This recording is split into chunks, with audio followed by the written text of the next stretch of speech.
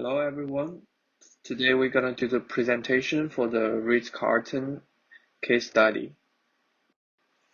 Caesar Ritz, founder of the Ritz-Carlton Management Corporation, opened the first Ritz-Carlton hotel in Paris in 1898. As early as 1927, Ritz-Carlton hotels were opened in locations such as New York, Philadelphia, Boston, and Atlantic City, as well as London and Montreal. In 1983, the Ritz-Carlton name and the trademark were purchased by real estate developer William B. Johnson, and W. B. Johnson Property Inc. became the parent company of Ritz-Carlton Hotel Company. The Ritz-Carlton business strategy is to cater to the locality their hotel is within. They are very good at adapting to the locations they open in and are sure to make each and every Ritz-Carlton unique while retaining the same customer service and experience quality. In order to provide optimal service, it's always very important to understand and define the type of customer base and organization is targeting at. This is important as it helps to accelerate the service being provided regardless of the type of industry. In case of hospitality industry, it can be categorized by the extent of comfort, service provided, and the way in which the hotels are managed. Based on the target clientele as a luxury hotel, Ritz was targeting at a pleasing, rich, elite, corporate traveler who able to pay the price demanded by the hotel for the service offered. The primary customer are meeting event planners and all-around premium travelers, whether it be for vacation or business reasons. So my question was, among consumers, what accounts for Ritz-Carlton's reputation as a high-quality hotel? So with regards to this, the Ritz-Carlton focuses on three fundamentals: location, product, and people. So with regards to their locations, every single location that they utilize is going to be handpicked in order to best suit their more luxury-minded clientele. This would be like looking at the picture I have here on the slide, where they have a large hotel in Laguna Niguel, which is a much more upscale, affluent area in Southern California. Another big thing they do that focus on the product is they focus on reinvestments into their hotel rooms. Like sometimes it could be upwards of $500,000 to $1 million per room, just to make sure that everything in that room is meeting the standards that these luxury-minded clientele have. Another big thing that they focus on with people is that their staff are given a $2,000 per incident allowance, and that's without manager approval in order to go above and beyond in fulfilling guest needs. And this is actually directly pulled from a podcast in which Robert Rice talks with the CEO of Ritz-Carlton, and he said that they essentially could use this money to create an outstanding experience for a guest, not just solve a problem. The example that's given in the podcast is that someone that works there finds out that it's a guest's birthday, and the next thing that they do is there's a bottle of champagne and cake in the room for them, and that kind of stuff doesn't need a manager approval. It's just given the staff are given that level of trust in which that they're given this amount of money in order to fulfill any and all needs that these guests may have, and on top of that, go above and beyond to create a outstanding experience for them. Another big thing that they do is they also have very selective hiring practices. Once again, in this podcast, the CEO speaks about how they're very selective. One of their big things that he mentioned is that they only hire about 2% of their total applicants, or send out offer letters to only 2% of their applicants. And with regards to that, it also allows for them to not worry about turnover and make sure that they're vetting the right people that can come in to give the highest value possible to the hotel and to the guests.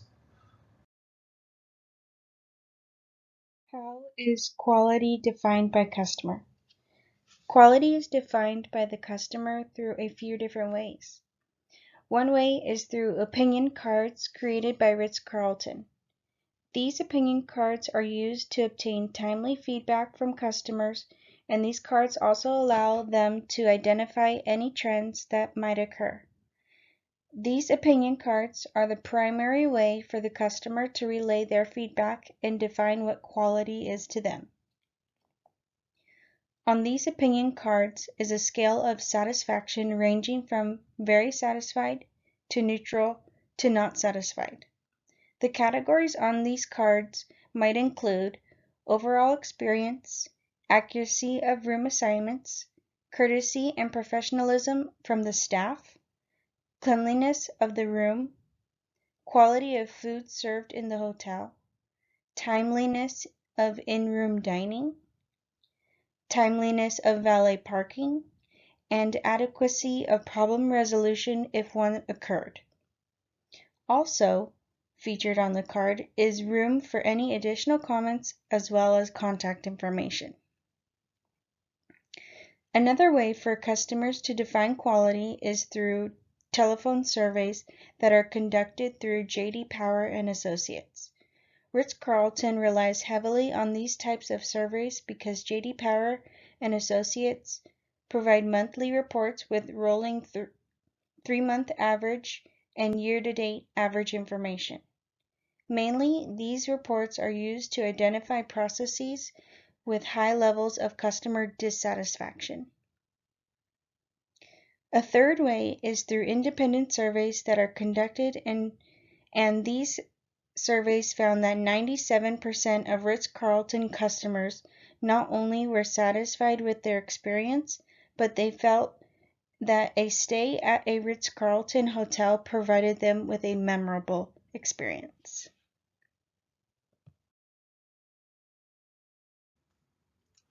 Daily Quality Production Report.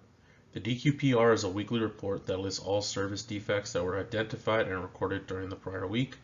The DQPR is used as a first source for identifying hotel processes that deviate from the company's quality standards.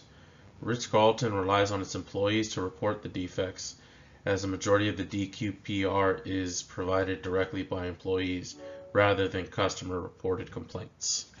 As a group, our focus on the DQPR data category would be hotel cleanliness. Guests prioritize cleanliness, and they also trust the hotel to properly clean and sanitize the rooms that they are staying in. A dirty hotel will most likely cause most guests to not return. A credo is a guided belief or principle. The credo for the Ritz-Carlton Hotel is as follows. The Ritz-Carlton Hotel is a place where the genuine care and comfort of our guests is our highest mission. We pledge to provide the finest personal service and facilities for our guests who will always enjoy a warm, relaxed, yet refined ambience. The Ritz-Carlton experience enlivens the sense, instills well-being, and fulfills even the unexpressed wishes and needs of our guests. The credo is the first part of what the Ritz-Carlton calls the gold standard. It embodies the essential characteristics of the products and services provided by the Ritz-Carlton.